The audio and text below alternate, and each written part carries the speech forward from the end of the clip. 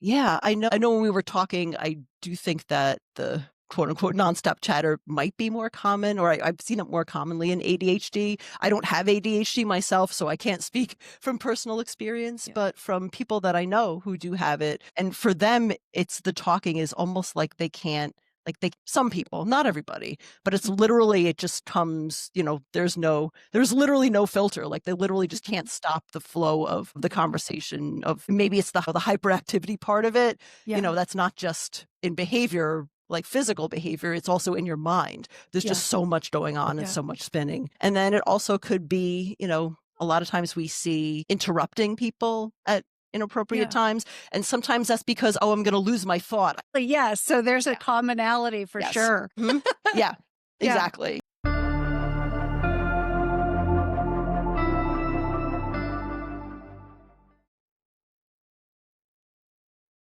All right, Carolyn, thank you for joining me today. I'm so excited about our collaboration.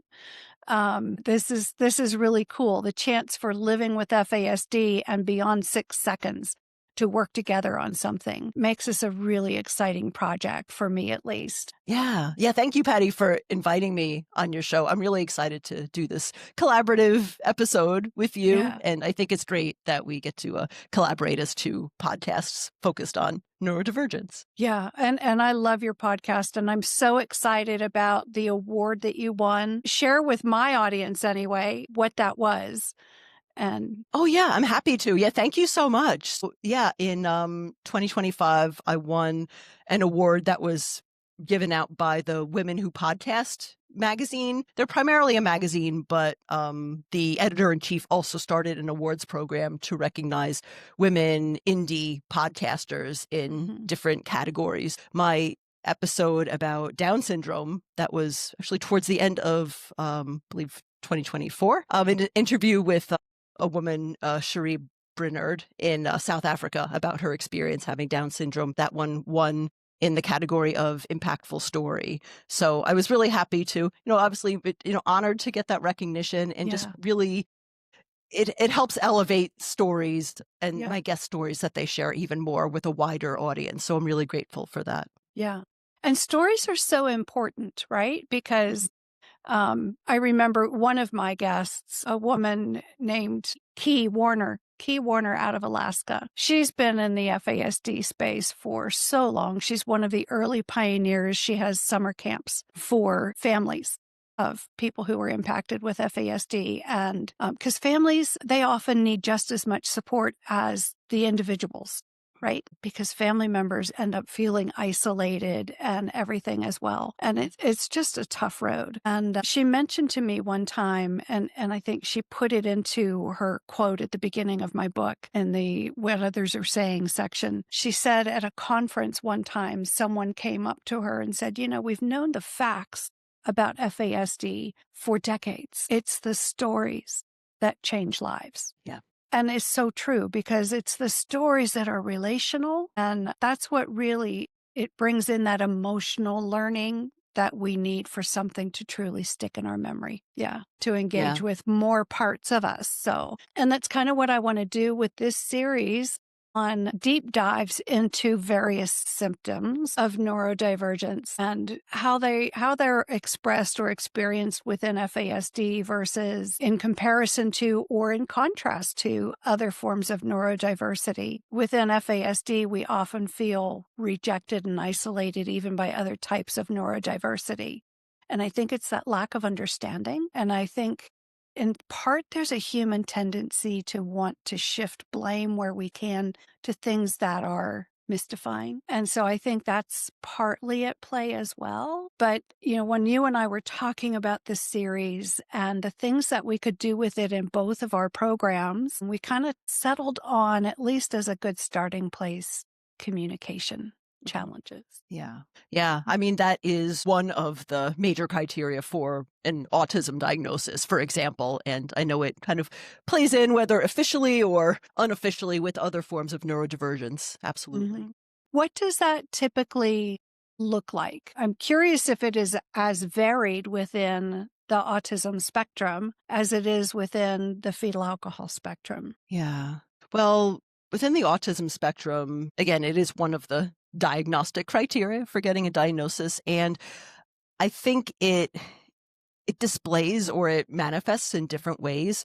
So it could be for someone just having challenges, whether it's communicating too directly for the context of the situation. And again, I hate to phrase this in ways that are so negative because that's how the diagnostic criteria tends to do it. Because a lot of times it's like, well, who says that something is too direct? And does it depend on, a lot of times a group of autistic people might, have no problems communicating with each other. It's just sort of the mixture of other, non-autistic people talking with it. So it might just be trouble or challenges either understanding someone else's viewpoints or very sort of what they call like black and white thinking, so rigid thinking, which can then result in, going through communications. They're related in a certain way. Yeah. And then other people on the autism spectrum may have much more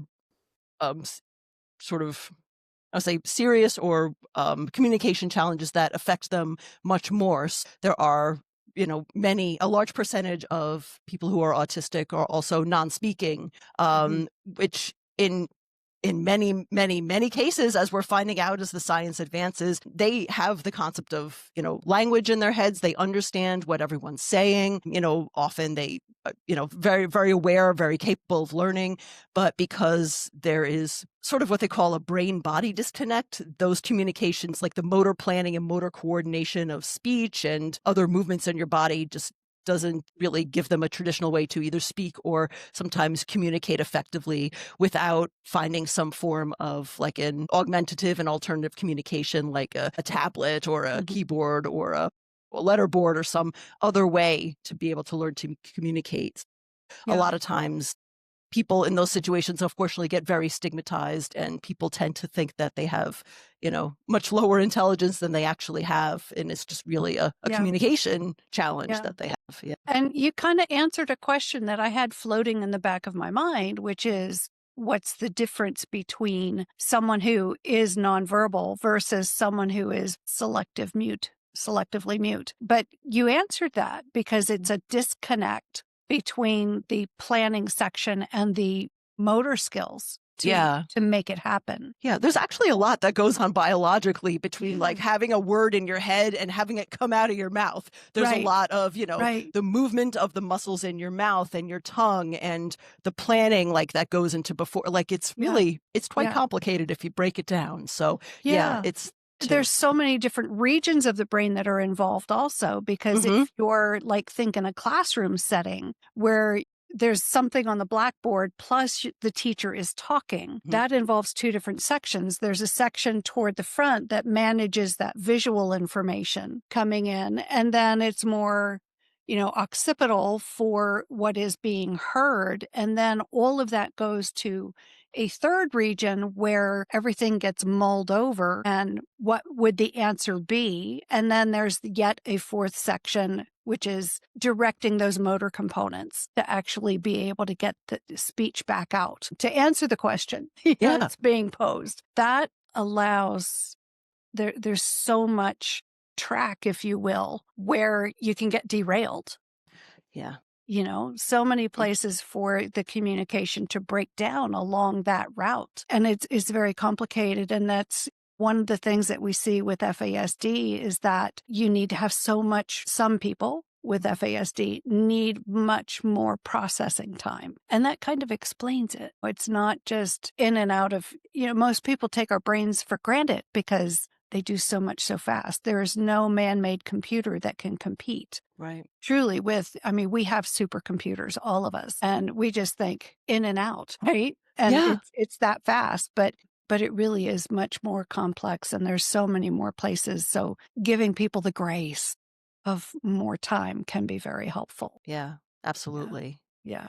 Yeah. So, and we had talked about too when we were sitting down thinking, oh, gee, I wonder what we can do when we launch our first, hopefully, joint episode. Communication having more set of skills than just one. It's not just a communication skills, it's expressive language skills versus comprehension language skills. And at least with FASD, that is where a lot of people get missed because the expressive skills are so good. We can mimic the speech of someone who is chronologically that age or even older, even though the comprehension level is years behind in a lot of cases. And that gets overlooked. And I think that's what's behind, for instance, well, let me back up. We think of chronological age and we think of developmental age, but not many people realize that we really have those developmental growth ages differently across different kinds of skill sets. So, for instance, if you have, Johnny who is 6, he can express himself like a 6 or 7-year-old because he lives with older people. So he picks up the language, but he doesn't understand what it means, right? Yeah. Or think of that cute little kid who's very precocious and knows how to use those swear words in seemingly appropriate ways. We think that's cute, but it's actually something to pay attention to. But physically, little Johnny might be very advanced. He might be really good at track or, powder puff football. He might be really good. And as he gets older, those gaps might grow even more. As he develops physically as an athlete, he might become a superstar, right? And get looked at by colleges at a really young age, but emotionally and, with language comprehension or reading comprehension, he may still be a couple grades behind or several grades behind. Decision making might be lagging way, way, way behind. And there's a phrase that we use for kids like Johnny, and that's dumb jock, right? They're so gifted and on athletically, but the rest of them has not caught up yet. And there might be something real going on there instead of just the pejorative dumb jock.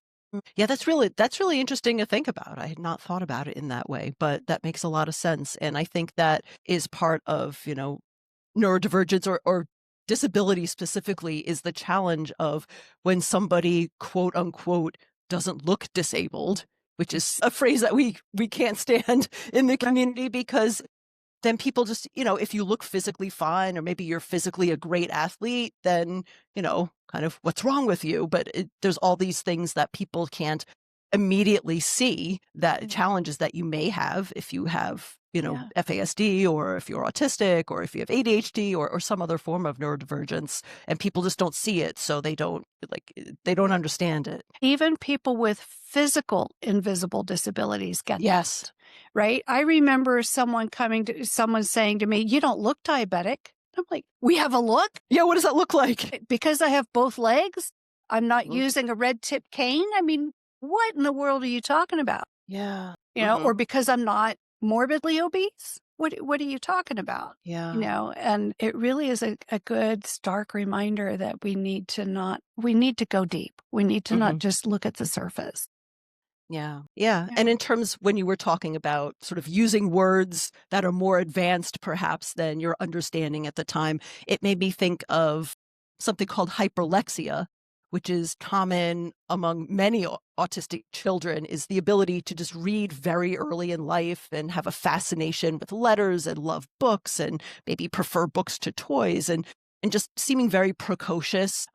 Like I'm autistic. I was a very early reader. Like by the time I got to school, I already knew how to read, and no one's really sure how I learned how to read. But they're like, well, you watched Sesame Street and you learned how to read. It's like, is that how people learn how to read? I know that Sesame Street's that good. I mean, it's good, but it may not be quite that good. And we had a lot of books at home, but still. Yeah. But hyperlexia specifically is early reading, but also not always understanding, because you are, a little kid. You don't understand what you're reading somehow. You just sort of understand how the encoding of reading language works, and you can read the words, but you can may throw not the sounds understand. together. Yeah. Yeah, but the pictures might still be helpful. Yes. Pictures are good. Yeah, I was thinking as you were saying that, when I was in high school, there was a Chinese couple that lived next door, and she was the English for second language students. Yeah. And her little girl was reading at 3. Yeah. pretty amazing. She was Yeah. a cutie. Oh my Mhm. gosh. Yeah. So we had talked, I think you hadn't even brought up hyperlexia, but we were talking about similar things when we were planning this. And I Yeah. think one of the differences that we see in terms of communication between FASD and ASD is how we use words. You know, like on one hand, you mentioned the not mutism, but being nonverbal, right? And having those motor gaps. Yeah. On the other hand, with FASD, we often see it, we often present in ways that might be assumed to be ADHD because it's that nonstop chatter, chatter, chatter. Yeah. But that chattering has a very specific function, even though it's subconscious. And that's the more I'm talking, the less risk there is of me having to answer a question, right? Because Interesting. that makes me paranoid. Am I going to be able to answer it right? Wow. Because it takes me longer. They might Mhm. think I'm dumb, right? Wow. So if I nonstop chatter, I don't risk it. Yeah. That's interesting. Yeah, I know when we were talking, I do think that the quote unquote nonstop chatter might be more common, or I've seen it more commonly in ADHD. I don't have ADHD myself, so I can't speak from personal experience, Yeah. but from people that I know who do have it. And for them, it's the talking is almost like they can't, like some people, not everybody, but it's literally, it just comes, there's literally no filter. Like they literally just can't stop the flow of the conversation of maybe it's the hyperactivity part of it. Yeah. That's not just in behavior, like physical behavior, it's also in your mind. There's just so much going on and so much spinning. And then it also could be, a lot of times we see interrupting people at inappropriate times. And sometimes that's because, I'm going to lose my thought. Yes. So there's a commonality for sure. Yeah, exactly. That's a real fear. That's a real fear. And that has Yeah. to do with the memory challenges that we have. Mhm. That working memory and short-term memory, I might lose it. Yeah. Or if you have a list of umpteen things to do, you might get the first couple things done and not the rest, or maybe the last couple things and not everything that came before, because you can only hold so many things, or you can only hold things for so long, right? Yeah. Yeah. Like I know even as a podcaster myself, when I'm interviewing people and they're telling me things, I'll have maybe 3 thoughts on my head, like, 3 questions or 3 follow-up comments. It's like, I'm not going to remember all this. So sometimes I'll just try to quietly write it down. So because people are like, why are you writing things down while you're talking to me? It's like, this is real. This is great. And I'm going to forget half this stuff, like, because I want to listen to what you're saying, but I can't at the same time remember everything. Right.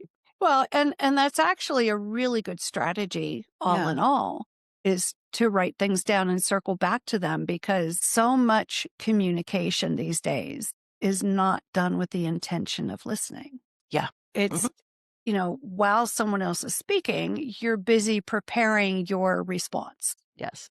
Of course, the topic may have shifted while you were busy inside your head planning. Yeah. But which really makes you feel awkward. Yes. I've had that happen. It's like, oh, this is changing. I can't really bring this up anymore. I want to circle back. Yeah. Mm-hmm. Mm-hmm.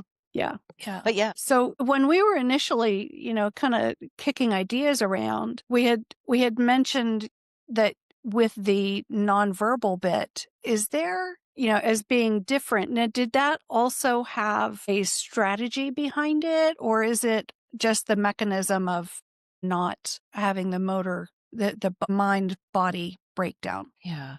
I mean, in terms of, people Like the who are nonstop autistic, chatter has a strategy. I don't think so. From the people that I've spoken to, and even from my own experience, what I think is happening when people are, well, obviously, if you are non-speaking and you do have those like neurodevelopmental challenges, that's not a strategy. That's a combination of those challenges plus, a lot of sensory overwhelm, because a lot of autistic people just, we process sensory inputs in very different ways. Sometimes things are very overwhelming for us. For some people, it's bright lights or very loud, unexpected noise, or just being around a whole lot of people. Like a lot of things can be overwhelming. And for some people, that's not. Like some people thrive off that. It really just depends on the person. But the common thread is that we do experience things in our sensory systems in very different ways. So I think a lot of that is at play. Even with people who are non-speaking, I think a lot of times, in addition to having the motor neurodevelopmental challenges, there's a lot of sensory things at play. So their systems are like dysregulated and overwhelmed much more easily than, say, a neurotypical person or Right. things. And then We have all that also. oh, yes, Yeah. absolutely. Yeah. And then for someone who, say, there's the term selective mutism, which some people don't like, we're still working out all our phrasing in the autism community, and we don't agree on everything. Yeah. It is possible for someone who has the ability most of the time for speech to just, in certain situations, whether they're very tired, very stressed, very sensory overwhelmed, to literally lose that ability to respond or to get your motor coordination moving to get the words out. And it's not, I think some people see that as, oh, you're just being difficult, you're trying to shut down the conversation, but literally it's like a sensory overload. Yeah, exactly. Yeah. So in some people will, instead they might be able to write things down, or they might, even use like a tablet and a keyboard. In some cases, it depends on the person. But yeah, I don't think it takes energy. Yes. And it depends. Some people may be so overwhelmed they can't even do that, but it really depends on the person. I think people take for granted how much energy it consumes to live in a body that has some of these differences. Mm-hmm. And a lot of times, at least in the FASD space, teachers will say to parents, I don't see what you're seeing. I don't get that. But it's because that's earlier in the day. The teachers are getting their kids when they have 100% of their abilities and their daily energy allotment. And by the time the kids get home, and they may see the beginnings of some overwhelm or dysregulation, toward the end of the day. But by the time the kids get home, there's nothing left. The tank is empty. Completely empty. So poor mom or dad, whoever's home, or the babysitter, gets all the expression of, whether it's the explosion or the implosion or whatever that looks like. Yeah. And I think we see something very similar for kids who are autistic, and probably other types of neurodivergent kids as well, is that sometimes they can kind of, quote unquote, hold it together in school because they have to, and that's the expectation. As you said, it's, maybe it's early in the day, they still have some energy, but then they come home and they fall apart. Yeah. And the other aspect of that is, one, they've been holding it in all day, just like hold it in, hold it in, hold it in. And then they go to, home to where, their parents or caregivers are. And especially the irony is, if that's a safe place, the kid will break down because you are a safe parent, because they're not scared they're going to get horribly punished, and they trust you and you have the bond. But then to you, it looks like, oh my God, this kid is so good in school. Like, how am I such a bad parent that my kid is always like falling apart here? No, they're falling apart because you're safe. That's why sometimes. So it's a challenge. And how many times does that continue into adulthood? Yeah. Where, I mean, we talk about this in terms of masking. Yeah. Right. You somehow your brain will make everything work to keep the mask on and look normal as much as possible, to avoid the unwanted attention, the teasing, the punishment, whatever. Yeah. But that continues into the workplace for adults. Yeah. There's, appropriate behavior in a board meeting or in a staff meeting or with a client. And they get home to their spouse or their roommate, and that's safety. So you get the emotional vomiting, right? Yeah. That's very true. Yeah. So, and it takes a lot for the spouses or the roommates or whatever, the living partner to not take that personally, because it's hard. Yep. And as neurodivergent people, we're often attracted to other neurodivergent people. Mm-hmm. And, a friend of mine, Antonia Lindsay, her book is called Parenting Your Porcupine, right? And and it came from a native, indigenous person who gave her that concept of a porcupine because he and his little friends called themselves mighty mice or something like that. But when he's overwhelmed, all the hair on the mouth stood up and looked like a porcupine. Yeah. But how often are we like that? There's no predicting what that last straw is going to be Right. that takes the mask off. Our quills come up and somebody's going to get poked with a quill, Yeah. right? And if you're living with other neurodivergent people, that can get really ugly really fast. Yeah. Because you can very easily dysregulate your other like neurodivergent roommate or spouse or whoever you're living with. Yeah. Yeah. And just a poke fest for the next couple hours until somebody's exhausted and just goes, curls up, takes a nap, and comes back ready to try again. And hopefully everyone else has done the same thing. Yeah. So. Yeah. And that's why it's really important for us as, neurodivergent adults and, growing up as neurodivergent kids to find other ways to sort of decompress, whether that's, what they call stimming, even if it looks like something that's not quote unquote normal or age appropriate or whatever, it doesn't matter. If you're not hurting anyone and it helps you kind of regulate and get your energy out and come back to, your center space, it's okay if you want to, you want to spin in a circle. Or I used to swing and rock a lot. That was, I get too dizzy to spin in circles, but I love the swinging back and forth. And I didn't realize it at the time, but that was incredibly regulating for me. Yeah. So that's what I would do after like a long day at school and doing homework and all that, like listen to music and do that. It was great. Mm-hmm. So finding those outlets so that you don't, have to, that your roommate or your spouse or whoever you're living with, the people around you don't, have to always, you don't have to, you have other outlets that you can share with. It is very common for people to say, I've had a long day at work. Most of my days at work, they take a lot out of me. Yeah. So I need 15 minutes to myself upon getting home before you ask me for anything, tell me anything. Mm-hmm. I don't have the capacity until I can just, and come down and get that balance again. Yeah. Yeah. I remember being, exactly. That was my reaction too. And it's just, I just need a couple minutes. I don't want to like answer questions when I'm coming right through the door. It's, about what I was doing and what my day was like. Right. Which is funny because some people really don't understand that. They're like, why don't you want to talk when you get home? It's like, I just need a minute or 15 minutes. But it's important. And I want to share this with you. Yeah.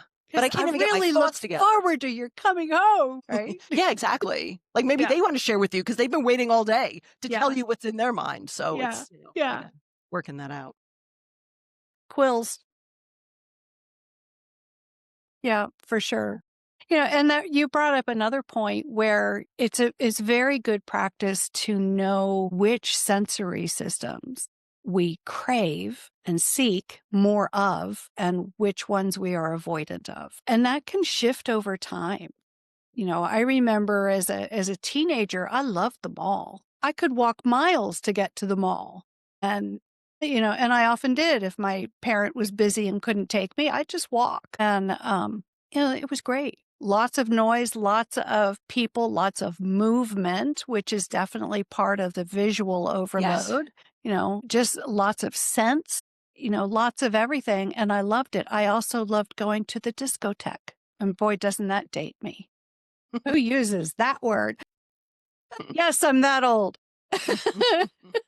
But I loved it, and that's a challenging environment. But I find as I age, I am more averse to crowded places, noisy places, the bright lighting.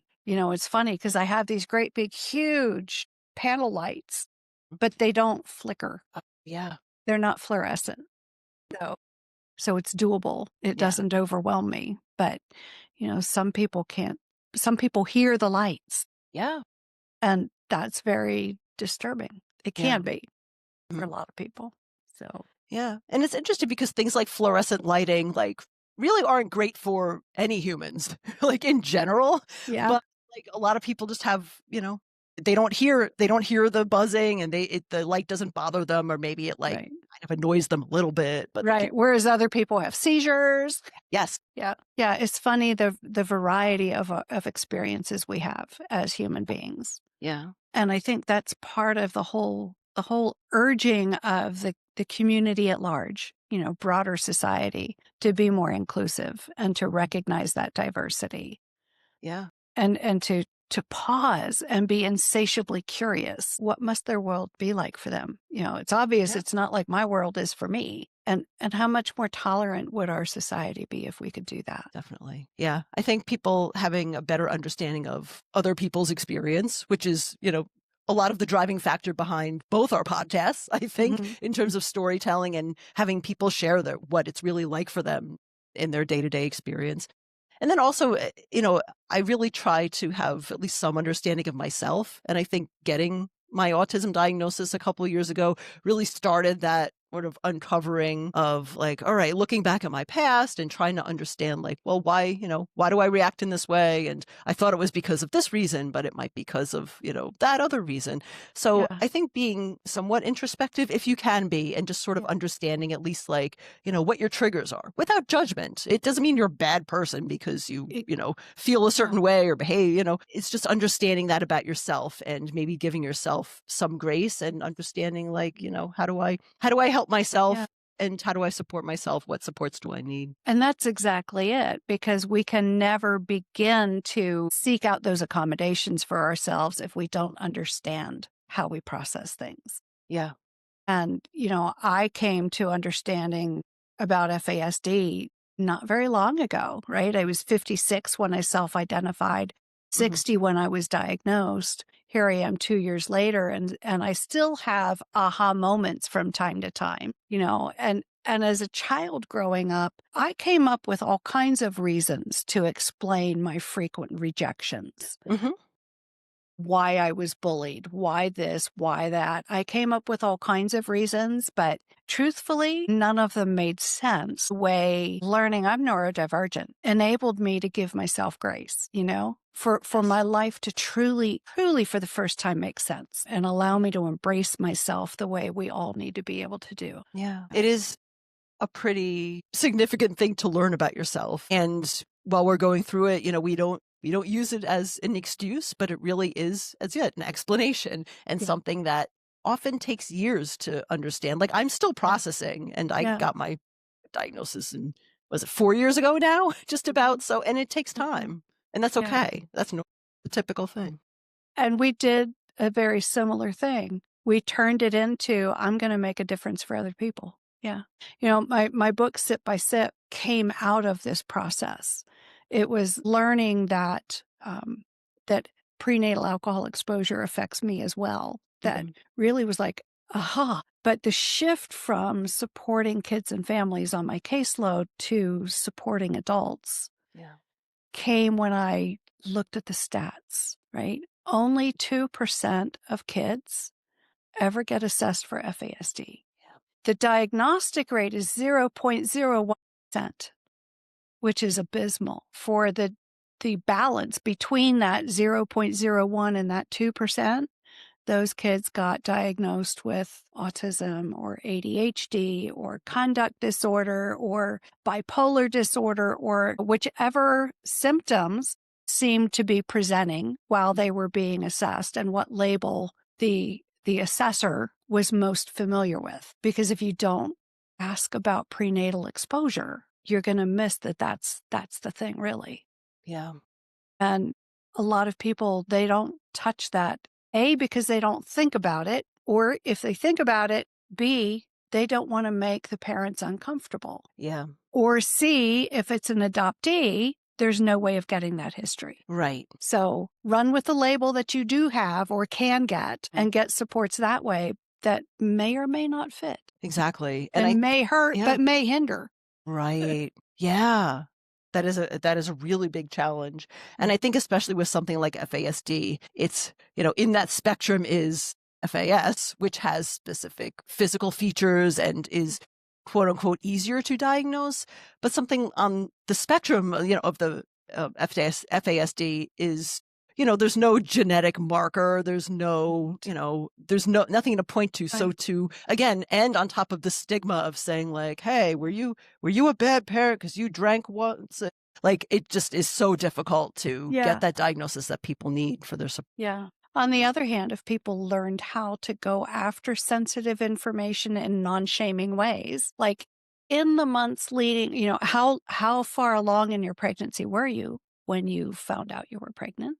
That's one, and that's often asked. It's the follow-ups that are not asked, like, what was life like for you? What was life like for you during that time? Were you nourished? Were you hydrated? Were you stressed? Were you drinking? We ask about drugs, but we don't ask about alcohol because it's legal. And yet it's the most insidious drug out there. Yeah. Yeah. Range, just how our comfort level can be. And yet, if you have, someone was saying in a room full of nurses, they were talking about this very thing. One of the student nurse, or one of the younger nurses who was going for the CEUs was like, "Oh, I don't think I could ever ask my patients that." And the trainer was like, "Do you ask about venereal disease?" "Well, yeah." "Well, what can get more personal than that?" Yeah. You know? Yeah. If Mhm. you can ask about that, Mhm. surely you can ask about alcohol use, which is embraced and normalized in our society. So it shouldn't Yeah. be that hard to talk. Mhm. Yeah. Yeah. That's true. Yeah. But, it's only one of 10,000 teratogens. Yeah. There's so many more things that affect our upcoming generations that we're even beginning to be aware of. Mhm. I think it was Ira Chasnoff that said 10,000 teratogens. But I haven't bothered to read about a lot of them. But I know one of the things I was reading was that cigarette smoking is during pregnancy is the number one cause of ADHD. Wow. Well, why don't they have that on the warning labels? They Mm. say may have small birth weight. Well, I have a bad back. I would welcome a small baby. If I'm going to lug around, so what? Mhm. But if it was number one cause of ADHD, I would probably pay more attention to that for both my sake as a parent and for my child's sake as someone who has to live with having a mind that just won't stop. Yeah. Wow. Yeah. Yeah. I Mm. stumbled across LinkedIn is the most fascinating place. It's for sure. I ran across a book title. I'm so tempted to pick it up. It says, Mhm. When Your Inner Critic Has ADHD Too. Oh boy. Oh, that's going to be a good book. Well, if you do, then your inner critic probably does too. Yeah. Yeah. Oh my goodness. So any other thoughts that come to mind, Carolyn, when you think of communication challenges? Maybe because you deal with so many more forms of neurodivergence than I do. You've had guests on your program with so many different struggles that I would even begin. I don't know where you find all your peeps. Your show is so fascinating. I Thank absolutely you. love it. But what other ways do you see communication affecting other forms of neurodiversity? Gosh. I mean, just kind of running through my head. I mean, again, it is such a broad topic. Yeah. And I've talked recently with people who have had or who have schizophrenia or schizoaffective disorder who, obviously have, I wouldn't phrase them as like communication issues, but literally if they may have periods of psychosis where they have like delusions and hallucinations. And I spoke recently with someone who had a couple times where she was hospitalized for her psychosis and went through a whole series of being misdiagnosed. But the thing that came back from her that I think can be very common, I've heard it in other guests with other forms of neurodivergence is, when I was full on in psychosis, people just talked about me in front of me. Like I would be in the room and they would talk about me like I wasn't there, like I didn't understand them. And I'm like, I immediately think of like all my non-speaking autistic guests who experience the same thing. And my guest with schizoaffective disorder was saying like, just because someone's in psychosis, they're, one, it doesn't mean you're always in it. You may sort of, your reality shifts. It depends on the person, but they're still capable of love and they still, understand what's going on. And they may not be able to communicate in the clearest ways if they are in psychosis, but that doesn't mean that you should basically dehumanize them by just assuming that they're like, oh, whatever, this person doesn't understand or they're not really all there. Generally they're very aware of what you're saying. So that's one thing that I was interesting to see that as a common experience across different types of neurodivergence. I even encounter that with my mother and her dementia. Yeah. it is so easy to talk about her without her presence in the conversation, even though she's right there. Mm-hmm.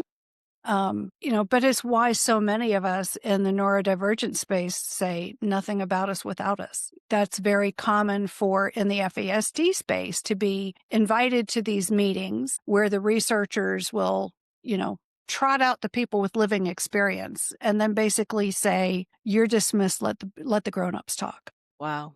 And so there's a group, they call themselves the Adult Leadership Collaboration, or ALC, the FASD change makers, and that's their mission, to force a more participatory engagement in the research community. And I say force, but with velvet on the hammer. We will be part of this. You will learn to truly value our input, because nobody can begin to understand without hearing from those living with whatever the condition is. Yeah. And I think, you do say force, but in a way, I think society tends to tell stories about people with disabilities or people who are neurodivergent without sort of as like spectators, like looking in and describing people. But we rarely seek out those, we rarely ask the person, like, what are you feeling?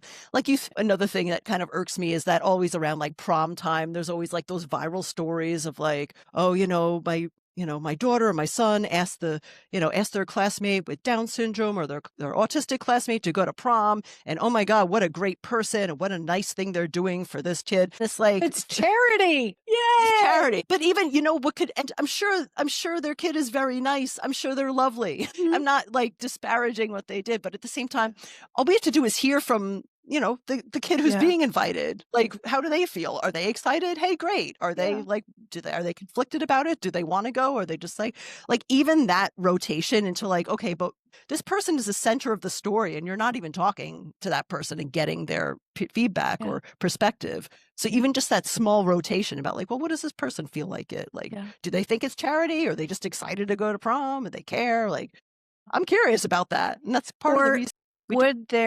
Would their response change if someone told them it was just charity? Yeah. Yeah. Or I'm just doing it to be nice because we should be nice to people, with disabilities. It's like, yeah, but you shouldn't, just be nice just because they're disabled. You should be nice because you should generally give people a chance. And, you should ask me to the dance because you like me for me, not because it's the nice thing to do. Yeah. But sometimes, our society is so good at othering people across all kinds of different dynamics, whether it's ethnicity or political affiliation or skin color or whatever. We've become so focused on othering that really is important, to be so insatiably curious. And to understand that, people have different experiences based on things like, race and ethnicity and immigration status. I mean, we see it in the autism community. It tends to be autistic white people, often like me, because the women are now coming and, sharing their voices more often on social media. And a lot of times you forget that, like I recently interviewed an author who has, a Black non-speaking autistic child. I guess he's 18 now, so he's a newly adult. But when he was growing up, she was, she had all the challenges of, trying to communicate her child's needs and bond with her child. And then, it still has serious challenges that he's, had interactions with police when he was reaching for his communication device. They would draw a gun at him. Like, that's something serious. That's that sort of intersection of racism and ableism. And that's not something that white autistic people really think about ever, like most of us. But we have to be aware of like, that's a serious like experience of that part of our community. And we need to be able to share that. And I think it behooves us all to help those who are neurotypical to not overhelp. Yeah. Right? For instance, parents can be guilty of this, but so can well-intended friends. Recently, I had back surgery. That's why for half a year, my podcast was down to every other week. And I can't drive, and hubby's got to work. So friend took me and thought nothing of walking right beside me into the appointment itself and taking over. Wow. And to the point where I'm like, it's my back that was broken, not my brain. I would not be here if I were not a good self-advocate in the medical space. Yeah. I can manage that just fine. Mhm. Mhm. But how often do well-meaning, well-intended, loving, neurotypical people do things like that because they don't understand the neurodivergence for what it is? Yeah. They don't see beyond, maybe I'm overgeneralizing, but I think a lot of people don't see beyond the label. Yeah. I think, and their intentions may be good, but as you said, it may have the opposite effect that they're intending. So, yeah, I think just asking people, like, how can I support you at Yeah. this appointment? Do you need, Yeah. do you need my help? Maybe you don't, but in what cases do you need me to step in? Like, just asking. Yeah. Yeah. Yeah. I have another dear friend who would go with her daughter to the appointments because of the knowledge of the working memory challenges and things like that. How did she phrase it? She was the interpreter, right? So she would interpret for the doctor. She would interpret the daughter's statements that maybe might seem out of context to someone neurotypical, Mhm. right? Well, and let's face it, medical providers, their interactions are not typical either for a whole other reason. Yeah. So sometimes that interpretation is very important, but she would just take notes. She would sit not beside her daughter, but behind Yeah. and take notes. And that way, the resource is there for the adult daughter to circle back to. Yeah. And it's especially important when your loved one is an adult and Yeah. should have that autonomy, Hmm. Yeah. right? Yeah. What type of support and how much support are two very important questions. Yeah. Yeah. Yeah. Yeah. Absolutely. Kudos to you for bringing that in Yeah, to the thank you. conversation. So, Yeah. um, any other thoughts about communication? We've been chatting for a while. Oh, yeah. Oh, my goodness. Yeah, I think those are my main thoughts. We hit on the main Yeah. topics. So, Yeah. yeah. Yeah, thank you for opening up this topic. I think it's a really good discussion and, exploration of how communication Yeah. challenges and differences can manifest across different types of neurodivergence. Yeah. Well, this is what I hope to do with a lot of the challenges that we face, just to do a deep dive. And what do things look like in the different types of divergences and that's part of what being on a spectrum is, right? Yeah. Yeah. Yeah. Well, this has been a lovely way to start the day. So Yes. I don't know what time it is where you are, but it's like 10 o'clock here and my brain is wide awake, ready to function. 11 o'clock here, so still pretty early in the day. So, Yeah. yeah, this was a great way to start off the I'll have day. to go find out what my new puppy has torn up. The dogs are up to. We got a new puppy. It hasn't even been a week yet.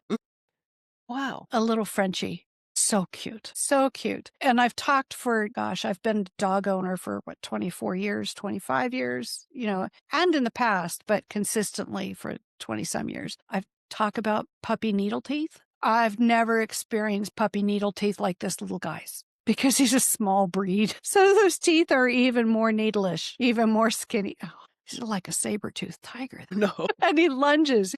Oh, no. How old is So, he? 8 weeks. Oh, little. 8 weeks, and boy, he can lunge. So Oh. if next time we talk, I have a lot of piercings. It's from the puppy. Oh, man. Yeah, and he has an invisible 4-inch leash to my ankle. Oh. Little girls dancing on dad's feet, right? Yep. Standing on Mhm. dad's feet. Yeah, that's this guy, my dude. But he's a cute bugger. Cute little bugger.